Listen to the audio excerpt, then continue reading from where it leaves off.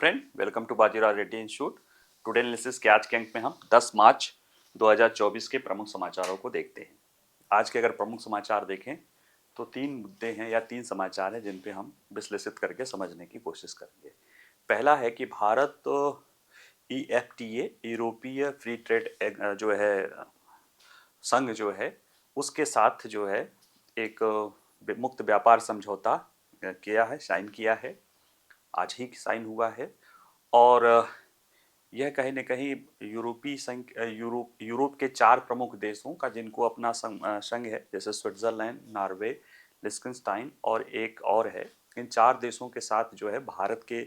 साथ मुक्त व्यापार होने से कहीं न कहीं भारत को मूलतः निवेश में बेहतर जो है इसमें लाभ होने की संभावना है, क्योंकि इस समझौते के तहत $100 अरब के निवेश की भी बात की गई है अगले 15 वर्षों में। ठीक है, तो उसको हम देखेंगे। दूसरा मुद्दा है कि भारत सरकार, त्रिपुरा सरकार और तिपारा मोथा करके एक वहाँ की एक पार्टी है, विपक्षी पार्टी है, जो वहाँ के एक आदिवासी मूल के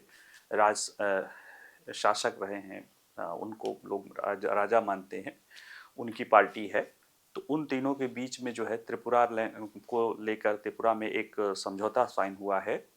और यह उनके फरवरी से शुरू चल रहे जो है आमरण अनशन को समाप्त करने के लिए है और इसका निश्चित रूप से त्रिपुरा के शांति और स्थिरता में महत्वपूर्ण योगदान रहेगा। ठीक है, अमूमन त्रिपुरा शांत ही है, लेकिन उसको और जो है एकीकृत होने में जो है मदद मिलेगी। ठीक है, और तीसरा समाचार ये है कि प्रधानमंत्री जी जो है कल ईटानगर में उन्होंने विकसित भारत, विकसित पूर्वोत्तर या उत्तर पूर्व के तहत कई सारी योजनाओं का क्रियान्वयन, शिलान्यास किया है और जो है उनको देश को समर्पित भी किया है। उसमें से सेला टनल को हम कल ही बता चुके थे। बाकी भी बहुत सारी चीज़ें हैं, जैसे उनका अप्रोच जो है पूरे नॉर्थ ईस्ट को लेकर अष्टलक्ष्मी वाला रहा है, उसके तहत प्रधानमंत्री ने या भारत सरकार ने क्या क्या किया है उसको समझेंगे। और एक उन्नति योजना भी लाई गई है उत्तर पूर्व के देशों में औद्योगिक परिवर्तन को लेके। ठीक है, 10,000 करोड़ की वो भी योजना है। तो इन तीनों मुद्दों को हम आकर समझते हैं। ठीक है, जहां तक भारत यूरोपीय मुक्त व्यापार संघ के साथ समझौते की बात है, यह करीब 15 सालों से चल रहा, मतलब 15-16 सालों से भी ज़्यादा समय से इस पे चर्चा चल रही थी और 7 मार्च को ही सरकार ने इसे अप्रूवल दे दिया था और आज ये जो है हस्ताक्षरित हो गई है। और इसके तहत ये यूरोप के 4 प्रमुख देशों, जिसमें नॉर्वे है, स्विट्जरलैंड है, लिechtenstein है और एक और देश है, मुझे नाम नहीं है इसमें लिखा हुआ, इन देशों के समूह के साथ भारत मुक्त व्यापार समझौता करेगा। और इस समझौते की जो सबसे खास बात है कि वह $100 अरब का निवेश समझौता भी इसके साथ जुड़ा हुआ है, जो कहीं न कहीं भारत को जो है, जो चीन के विकल्प के रूप में एक सप्लाई चेन के रूप में तैयार किया जा रहा है, उसमें भारत को मजबूत करने में इन देशों ये निवेश जो है महत्वपूर्ण भूमिका अदा करेगा। ठीक है, तो चलिए देखते हैं परिचय के बारे में। देखें तो परिचय, भारत ने आज ही जो है 10 मार्च को 4 देशों आइलैंड, लिechtenstein, नॉर्वे और स्विट्जरलैंड के साथ एक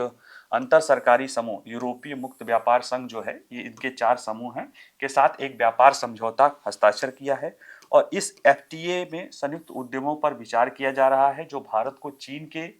आयात में विविधता लाने के लिए मदद करेगा। एक तो ये कि इनके द्वारा संयुक्त उद्यम स्थापित किए जाएगा और साथ ही इस समझौते में 15 वर्षों में $100 अरब का निवेश लाया जाएगा, ऐसा कहा गया है। यानी ये समझौता, जहाँ तक मुक्त व्यापार समझौता का होता है,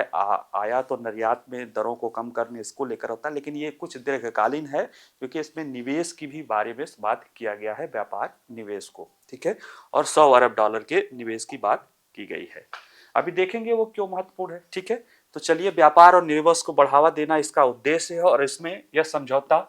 ऑटोमोबाइल्स, खाद्य प्रसंस्करण, रेलवे, वित्तीय क्षेत्र में निवेश आकर्षित करते हुए एक फार्मास्यूटिकल, परिधान, रसायन और मशीनरी के निर्यात को बढ़ावा देने की इसमें उम्मीद है। और जहां तक देखा जाए तो जो EFTA है, यानी जो यूरोपीय फ्री ट्रेड जो है अलायंस या संघ है, जो 4 देश है, नॉर्वे है, आइलैंड है, लिechtenstein है और स्विट्जरलैंड है। ये 4 देश का जो समूह है यह भारत का 5वां सबसे बड़ा व्यापार भागीदार है। ठीक है, पहला है यूरोपीय संघ, फिर संयुक्त अरब अमीरात, फिर ब्रिटेन, चीन, यूरोप में, फिर के बाद EFTA का 5वां सबसे बड़ा व्यापारिक भागीदार है। ठीक है, यानी इसका संयुक्त संघ, संयुक्त अरब अमीरात, ब्रिटेन और चीन के बाद भारत FTA का 5वां सबसे बड़ा व्यापारिक भागीदार है। और 2023 में कुल 2 तरफा व्यापार $25 अरब का हुआ था इन देशों के साथ भारत का। लेकिन ये व्यापार जो है उसमें भारत का निर्यात $2.8 अरब रहा है और आयात $22 अरब रहा है। और कहीं ना कहीं देखा जाए तो ये एक बड़ा व्यापार घाटा है भारत को लेकर, जो है भारत और इस EFTA के साथ जो है जो अभी तक व्यापार होता रहा है। ठीक है, और जो ये संघ है EFTA, इसकी 1.3 करोड़ की आबादी है, तो बहुत ज्यादा आबादी नहीं है। हालांकि इनकी जो संयुक्त अर्थव्यवस्था है वह $1 ट्रिलियन की है इन चारों देशों की। और यह जो है दुनिया में कह सकते हो कि बड़े मर्चेंटाइल ट्रेड के लिए भी 9वें सबसे बड़े व्यापार भागीदारी है और सर्विसेज में ये 5वें सबसे बड़े व्यापार भागीदार है। और इस ट्रेड के साथ जो हमारा होने वाला है उसमें जो सबसे महत्वपूर्ण हमें लाभ मिलेगा कि हमें उनसे निवेश मिल सकता है और साथ ही साथ हमारे सर्विस इंडस्ट्री को बढ़ावा देने की उम्मीद है। और ये जो बड़ा व्यापार घाटा है इसके विकल्प के रूप में हम कुछ इससे लाभ मिलेगा। ठीक है, तो भारत ने अब यह है कि EFTA के साथ जो व्यापार समझौता किया है उसमें निवेश प्रतिबद्धता पर क्यों बल दिया है,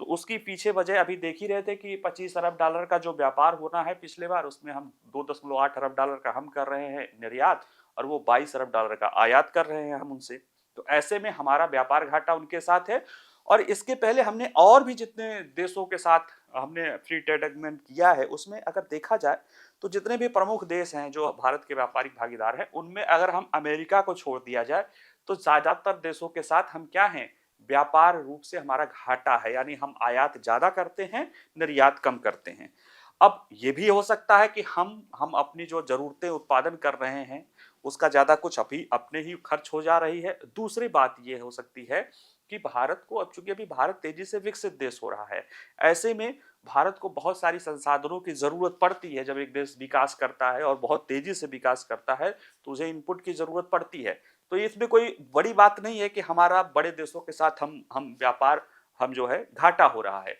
लेकिन दिक्कत यह है कि एक व्यापार घाटे को हमें कैसे, इसका जो व्यापार घाटा है इसको कैसे मैनेज किया जाए कि हम इससे फायदा ले सके। तो जैसे अगर हम इसी समझौते को कहा जाए कि ये जो EFTA द्वारा जो है $100 अरब की निवेश प्रतिबद्धता की वैधता अब स्पष्ट बनी हुई है, लेकिन कहीं ना कहीं ये जो $100 अरब का हमारे पास निवेश के ऑप्शंस आएंगे तो जो हमारा उनके साथ जो विदेशी मुद्रा है, ठीक है, हम उनके साथ जो है करंट अकाउंट में डेबिट होंगे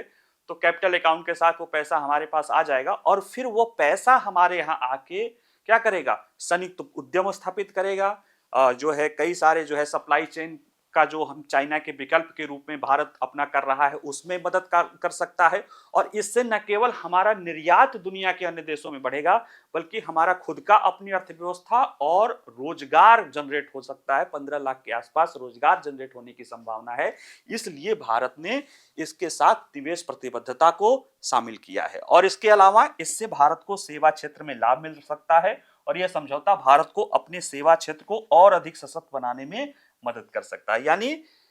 ये जो निवेश प्रतिबद्धता है ये भारत के लिए महत्वपूर्ण है क्योंकि इससे एक तो वहां से पूंजी आ सकती है सस्ती, ज्वाइंट वेंचर रहेगा तो पूंजी के साथ साथ तकनीक भी आएगी, खासतौर से जो है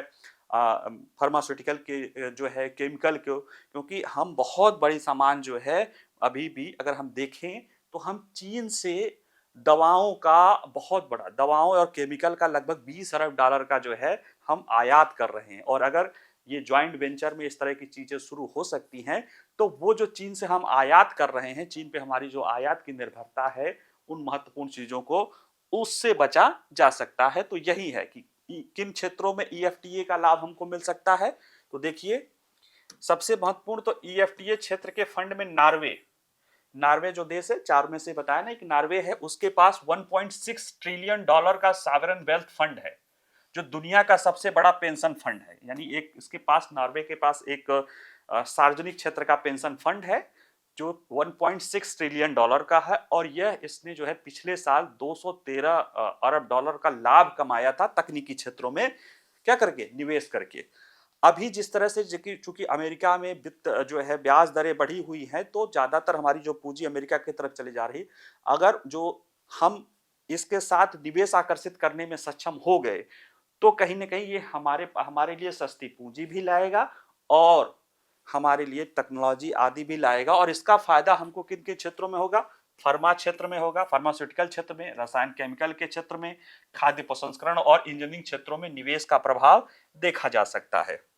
और अधिकारियों का कहना है कि उसमें जो संयुक्त उद्यम होगा, ज्वाइंट वेंचर पर भी विचार चल रहा है, जो क्या करेगा, जिसका उद्देश्य क्या है, भारत को चीन से आयात में विविधता लाने में मदद करेगा। यानी चीन से जो हम आयात करते हैं उसको जगह पे हम इस ज्वाइंट वेंचर से हम यहाँ पे उत्पादन करके इस चीजों को कर सकते हैं, क्योंकि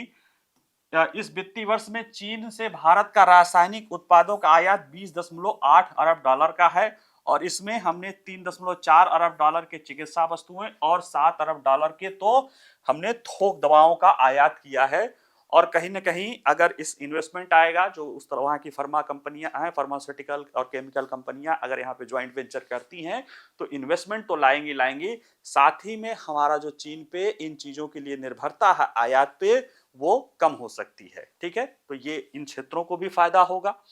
और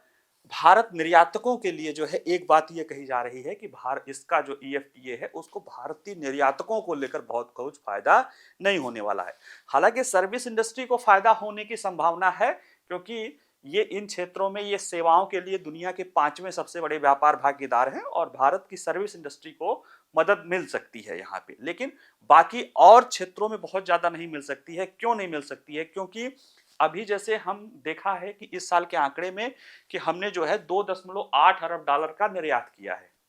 इस क्षेत्र में, इन चारों देशों में मिला के। उसमें से जो सबसे बड़ा हमारा हिस्सा जाता है वह जाता है स्विट्जरलैंड को। वो भारत का इन चारों देशों में सबसे बड़ा व्यापार भागीदार है।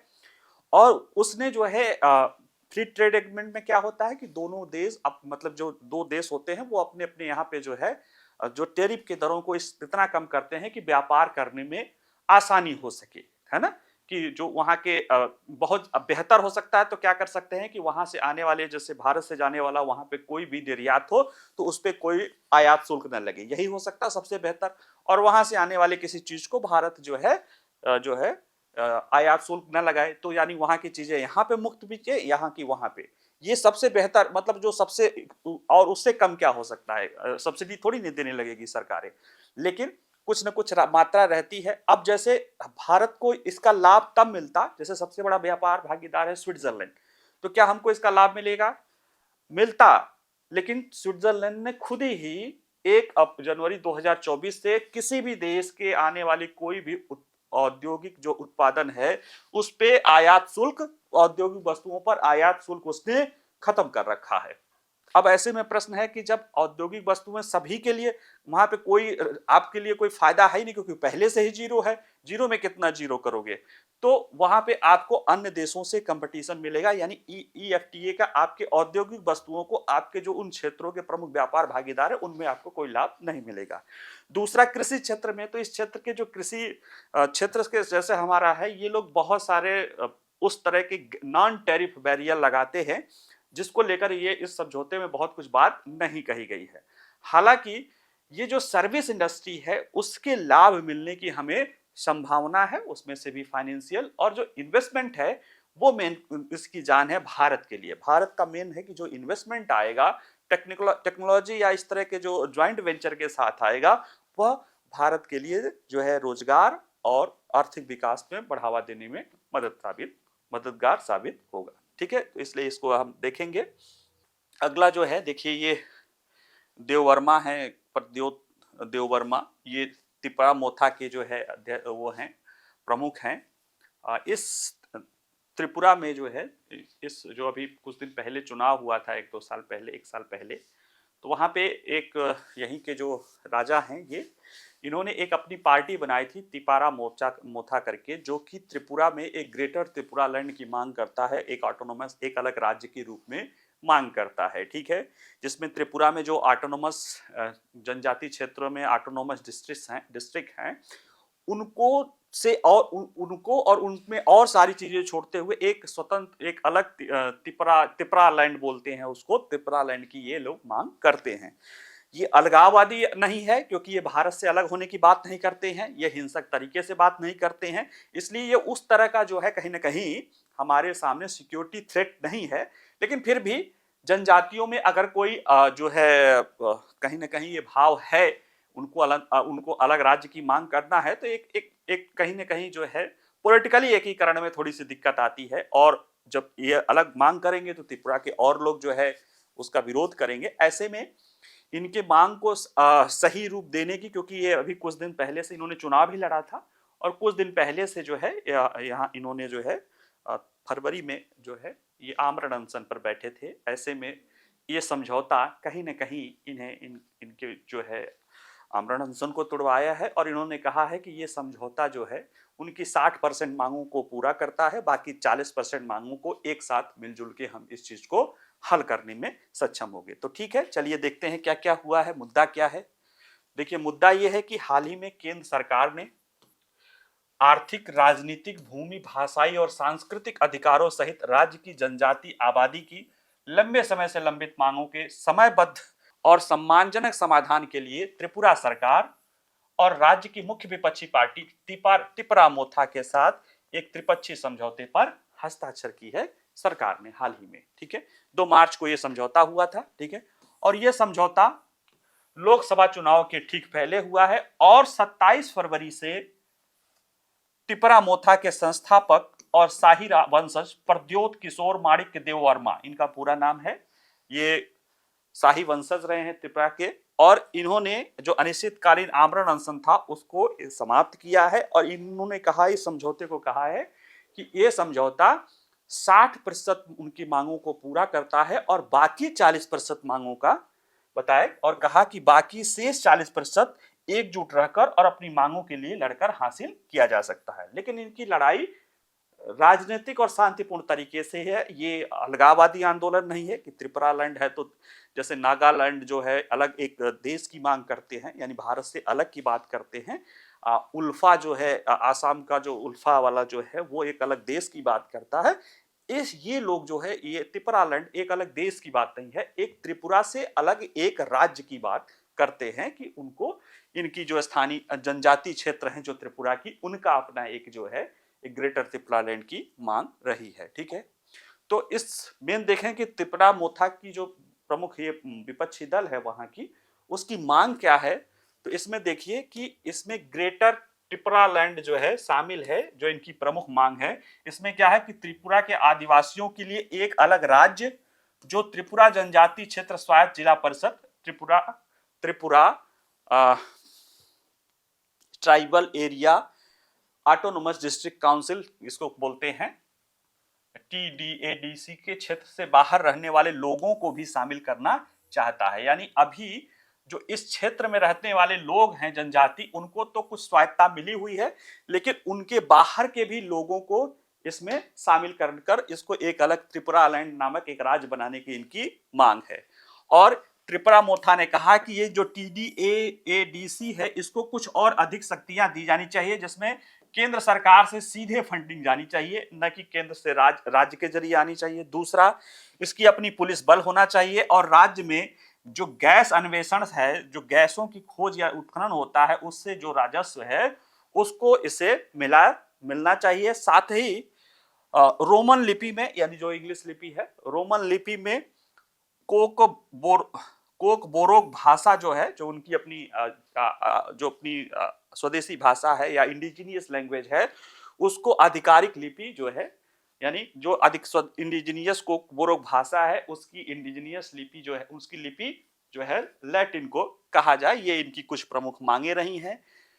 अब जो समझौता हुआ है उसमें क्या कहा गया है, जैसे अभी पहले ही देखे थे कि जो समझौता कहता है कि इन सभी प्रमुख मांगों को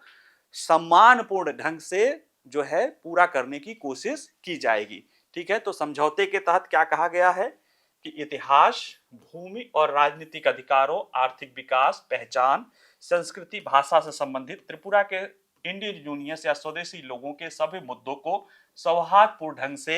हल करने पर सहमति व्यक्त की गई है और इसके साथ एक सम्मानजनक समाधान सुनिश्चित करने के लिए सभी मुद्दों पर समयबद्ध तरीके से पारस्परिक रूप से सहमत बिंदुओं पर एक जो है संयुक्त कार्य समूह या समिति का गठन किया जाएगा। साथ ही इसमें यह भी कहा गया है कि संधि के कार्यान्वयन के लिए उनको अनुकूल माहौल बनाने के लिए कोई भी पक्ष क्या नहीं करेगा, सभी हितधारकों को समझौते पर हस्ताक्षर करने के दिन से किसी भी प्रकार के विरोध आंदोलन का सहारा लेने से बचना होगा। ठीक है, तो ये कुछ मांगे कही गई है। अब ये मांग क्यों की जा रही है थोड़ा सा बता देते हैं। देखिए वो है क्या कि त्रिपुरा में पहले आदिवासी ये मतलब वहाँ के मूल लोग जो त्रिपुरा के जो मूल लोग हैं इंडिजिनियस ट्राइबल पीपल हैं, बाद में वहाँ पे पलायन बहुत हुआ और वहाँ पे ज़्यादातर जो है बांग्ला भाषी जो है लोगों की प्रचुरता हो गई है और ऐसे में जो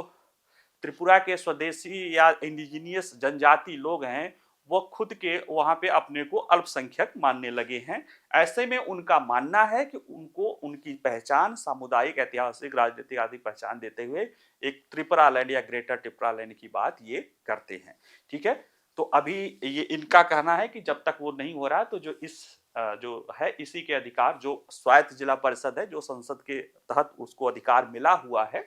संविधान के तहत जो छठी अनुसूची के तहत कुछ राज्यों उसमें त्रिपुरा भी है, उसमें जो उनको विशेष अधिकार ऑटोनोमस डिस्ट्रिक्ट्स को मिला हुआ है उसको कुछ और अधिकार देने की बात कर रहे हैं। अब देखिए क्या मामला होता है, लेकिन अच्छी बात यह है कि पहली बात तो ये अलगाववादी आंदोलन नहीं है और यह हिंसक तरीके से न होकर राजनीतिक तरीके से, ठीक है, आमरण अनशन, धरना प्रदर्शन ये हमारे राष्ट्रपिता ने सिखाया और ये लोकतंत्र के तरीके से चलता रहता है, इसमें कोई बहुत बड़ी चीज नहीं है। हाँ, अगर यह हिंसक होता है या अलगाववाद की बात करता है तो हमारे लिए ज्यादा चिंता का विषय या इंटरनल सिक्योरिटी के थ्रेट के पर्सपेक्टिव से हम इसे देखते हैं।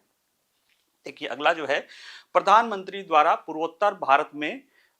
6 राज्यों में, उसमें जो है मिजोरम और असम को छोड़ के जो 6 राज्यों की करीब कितना 55,600 करोड़ रुपए की परियोजनाओं का शुभारंभ किया गया है और साथ ही में 10,000 करोड़ की एक उन्नति योजना ये उत्तर पूर्व के जो है परिवर्तनकारी औद्योगिकरण के लिए लाई गई है। 10,000 करोड़ की योजना पूरे पूर्वोत्तर के 8 राज्यों के लिए लाई गई है, तो उसका भी प्रधानमंत्री ने जो है शुभारंभ किया है और ये शुभारंभ किया है ईटानगर में विकसित भारत विकसित उत्तर पूर्व का एक जो समारोह सम्मेलन हुआ है उसमें उसके दौरान किया है और इसमें सेला टनल का भी उद्घाटन प्रधानमंत्री ने किया है, तो उसको हम पढ़ा ही चुके हैं कल। इसमें जो बातें कही गई है आइए हम उसको देखते हैं कि बाकी जो बातें बताई हुई है वो क्या कह रहे हैं। ठीक है, तो परिचय के रूप में देखें तो प्रधानमंत्री नरेंद्र मोदी ने 9 मार्च को अरुणाचल प्रदेश के ईटानगर में विकसित भारत विकसित उत्तर पूर्व कार्यक्रम पर को संबोधित किया है और इस कार्यक्रम के दौरान प्रधानमंत्री ने मणिपुर, मेघालय, नागालैंड, सिक्किम, त्रिपुरा और अरुणाचल प्रदेश के जो ये 6 राज्य हैं 55,600 करोड़ रुपए की कई विकास परियोजनाओं का भी उद्घाटन किया और राष्ट्र को समर्पित किया और साथ ही कई सारी आधारशिला रखी। इन परियोजनाओं में रेल है, सड़क है, स्वास्थ्य है, आवास है, शिक्षा है, सीमा पर ढांचागत विकास है, आईटी, बिजली, तेल, गैस जैसे अन्य क्षेत्र भी शामिल है और यहाँ पे लगभग 10,000 करोड़ रुपए की एक उन्नति योजना भी शुरू की गई है। ठीक है, तो कई सारी परियोजनाओं को चलाया है और एक उन्नति योजना शुरू की गई है। ठीक है, तो प्रधानमंत्री का उत्तर पूर्व के विकास के लिए अष्टलक्ष्मी दृष्टिकोण प्रधानमंत्री जब यहाँ बोल रहे थे और पहले भी उन्होंने जो है कहा है कि जो अभी 7 सिस्टर बाद में सिक्किम को जोड़ के 8 सिस्टर बोला जाता था, प्रधानमंत्री ने कहा ये अष्टलक्ष्मी है, ये उत्तर पूर्व के राज्य 8 लक्ष्मी के रूप में है जो इस पूरे क्षेत्र के साथ साथ पूरे भारत के विकास में महत्वपूर्ण भूमिका अदा करेंगे और उसको लेकर जो है प्रधानमंत्री ने अपना दृष्टिकोण या अपनी सरकार का दृष्टिकोण पहले ही है कि act east policy, look east policy के साथ एक्ट ईस्ट पॉलिसी और एक्ट फॉर जो है नॉर्थ ईस्ट है कि हमें नॉर्थ ईस्ट के लिए काम करना है, केवल नॉर्थ ईस्ट के लिए देखना ही नहीं है। तो ये सारी चीजें हैं, उसी के दृष्टिकोण में प्रधानमंत्री जी ने कुछ अपनी बातें कही है। क्या कहा है, देखिए, उत्तर पूर्व के विकास के लिए अष्टलक्ष्मी के अपने दृष्टिकोण को दोहराते हुए इस क्षेत्र को दक्षिण और दक्षिण पूर्व एशिया के साथ पर्यटन, व्यापार और सांस्कृतिक संबंधों की एक मजबूत कड़ी बताया है। यानी साउथ और south east Asia, south Asia जिसमें हम रह रहे हैं, भारत जिसका हिस्सा है, और यहाँ से जो है साउथ ईस्ट एशियन जो है, जो आसियान कंट्रीज बोलते हैं, उनके साथ मजबूत कड़ी के जुड़ाव के रूप में हम अपने नॉर्थ ईस्ट को जो है प्रधानमंत्री अष्टलक्ष्मी के तहत हम देखते हैं। साथ ही कहा कि शिक्षा, सड़क, रेलवे, बुनियादी ढांचा, अस्पताल और पर्यटन परियोजनाओं का विकसित उत्तर पूर्व की गारंटी जो है, ये सब परियोजनाएं विकसित उत्तर पूर्व के लिए गारंटी लेकर आई है। और यह भी बताया कि पिछले 5 वर्षों में विकास कार्यों के लिए धन का आवंटन पहले की तुलना में 4 गुना अधिक हो गया है, ये भी बताया। और क्या बताया, बताया कि पहले की सोच के विपरीत, अब जैसे जो सीमावर्ती क्षेत्रों के बारे में बता रहे हैं कि पहले की सोच के विपरीत जो है, ये सरकार हमेशा सीमावर्ती गांवों को प्रथम गांव, फर्स्ट विलेज माना है और वाइब्रेंट विलेज कार्यक्रम इस सोच को स्वीकृति दी है। इसको हम पढ़ा भी चुके हैं, फिर बता देता हूं कि ये जो वाइब्रेंट विलेज प्रोग्राम है, ये सीमावर्ती गांवों को एक उत्कृष्ट गांव के रूप में बनाना है। हमारा पहले से ही योजना था बॉर्डर एरिया डेवलपमेंट प्रोग्राम को लेकर, लेकिन 2019 के बाद से चीन ने अपने जो है बॉर्डर एरिया में, जो भारत के बॉर्डर एरिया है, वहां पे लगभग 628 ड्यूल पर्पज शियाकांग विलेज के रूप में, या जिसका जो है शियाकांग उसका चाइनीज मंदारिन है, उसको जो ट्रांसलेशन होता है कि उत्कृष्ट गांव के रूप में वो जो है उसको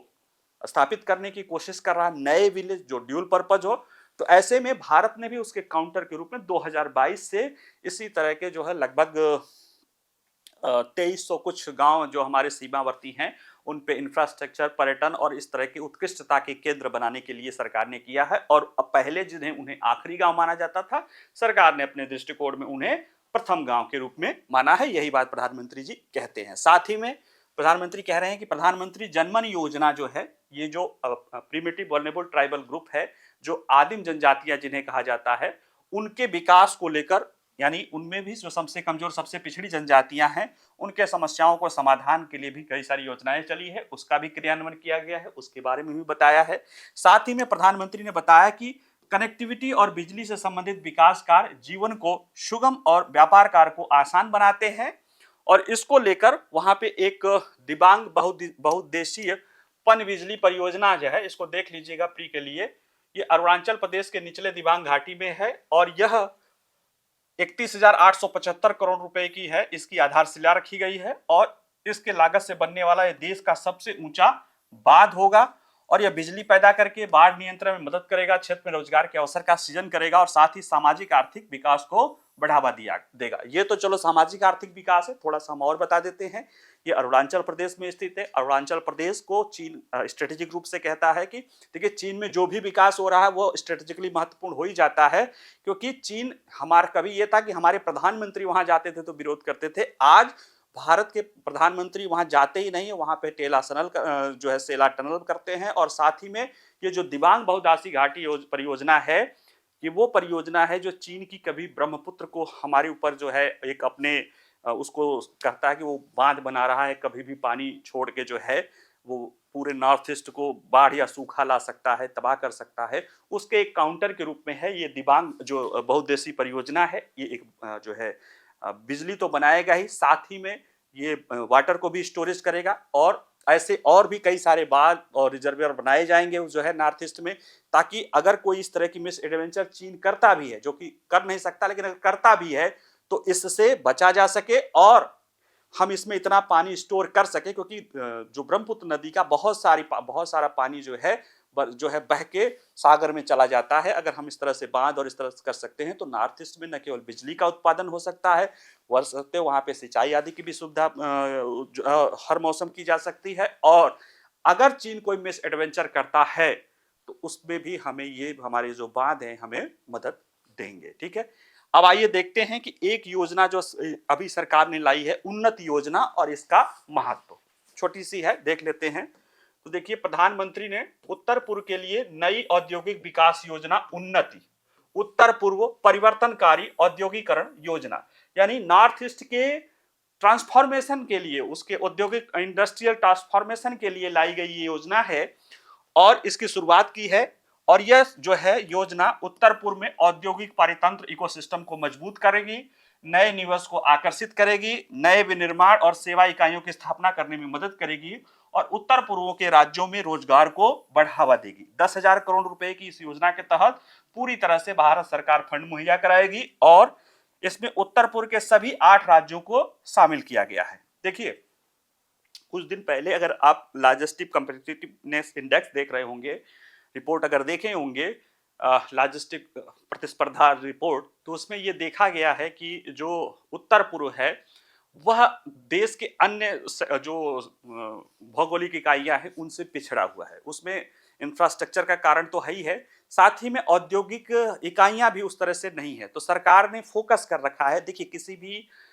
आपके देश के कोई क्षेत्र है, अगर वो अलगाव है, शांति नहीं है, तो उसको हमें उसमें पहले तो उसको इंफ्रास्ट्रक्चर के आधार पे जोड़ने की और साथ ही साथ राजनीतिक एकीकरण के साथ साथ आर्थिक रूप से विकास और उसके एकीकरण पर भी हमें बल देना पड़ेगा। और इसको लेकर सरकार ने ये उन्नत योजना लाई है 10,000 करोड़ की। और इसमें देखिए, इस योजना अनुमोदित इकाइयों को पूंजी निवेश के लिए, ब्याज छूट के लिए, विनिर्माण तथा सेवाओं से जुड़े प्रोत्साहन के लिए प्रोत्साहन प्रदान करेगी। और प्रधानमंत्री ने बताया कि इस योजना से निवेश और नौकरियों की नई संभावनाएं लाएगी और इससे क्षेत्र के युवाओं के लिए स्टार्टअप, नई प्रौद्योगिकियां, होम स्टे, पर्यटन संबंधित अवसरों पर अपना ध्यान केंद्रित करना आसान हो जाएगा। ठीक है, तो ये रही कुछ आज के समाचार। ठीक है, इसको आप लोग देखिएगा और कोई प्रश्न होगा तो आप लोग पूछिएगा। ठीक है, बाकी नमस्कार, कल मिलते हैं।